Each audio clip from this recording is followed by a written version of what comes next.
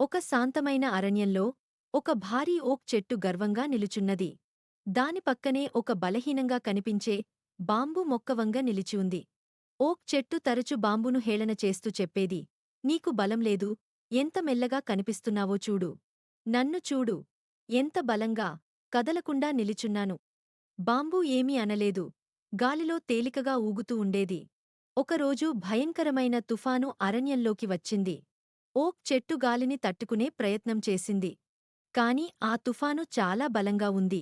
ఓక్ చెట్టు కొమ్మలు విరిగిపోయాయి, తాడు పగిలిపోయింది, అది నేలరాలిపోయింది. అదే సమయంలో బాంబు గాలికి వంగిపోయింది, తక్కువగా నేలవైపు వంగిపోయినా అది విరగలేదు.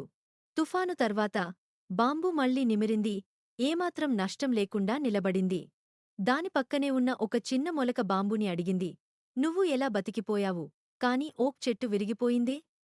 బాంబు సమాధానమిచ్చింది, ఓక్ చెట్టు గాలికి ప్రతిఘటించింది, బలం అనేది తట్టుకోవడమే అనుకుంది.